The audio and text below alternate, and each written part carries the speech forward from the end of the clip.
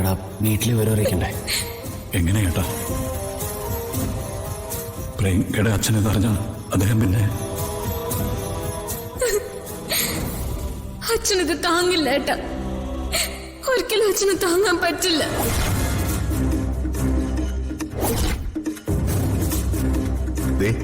ജീവിച്ചിരിക്കുന്നവരെ കുറിച്ചാണ് നമ്മൾ ചിന്തിക്കേണ്ടത്. എന്റെ അഭിപ്രായത്തിൽ ഇപ്പൊ ആറ്റുവാശ്ശേരിയിലും കണിമംഗലത്തും ഇത് അറിയിക്കേണ്ടെന്നാ.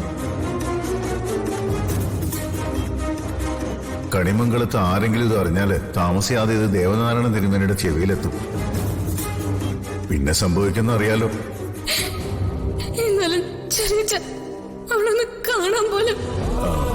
മോളെ, കത്തിക്കരിഞ്ഞ് നിനക്ക് പോലും തിരിച്ചറിയാൻ പറ്റാത്തൊരു മൃതദേഹം പോസ്റ്റ്മോർട്ടം കഴിഞ്ഞ് തിരിച്ചു കിട്ടുന്നത് ഒരു തുണിക്കെട്ട് മാത്രമായിരിക്കും. ആ അവസ്ഥയില് നിന്റെ അച്ഛനത് കാണണോ? നീ തന്നെ തീരുമാനിക്കും.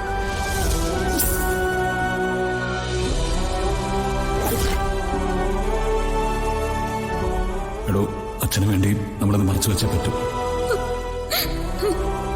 കുറച്ചുനാൾ കഴിയുമ്പോൾ അച്ഛന് ആരോഗ്യം വീണ്ടെടുക്കുമ്പോൾ നമുക്ക് സത്യമൊക്കെ പറയാം. അത് മതി മോളെ. ഇത്രയും വലിയ ഷോക്കിനോട് പ്രതികരിക്കാനുള്ള അവസ്ഥ അച്ഛനൊന്നും ആവട്ടെ.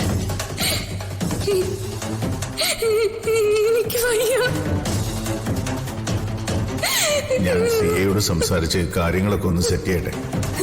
അത് കഴിഞ്ഞ് ബോഡി വിട്ടുകിട്ടിയാല് രഹസ്യമായി നമുക്ക് സംസ്കരിക്കാം.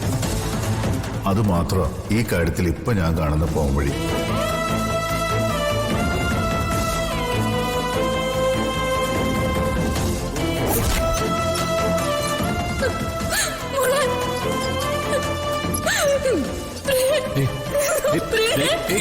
രാധിക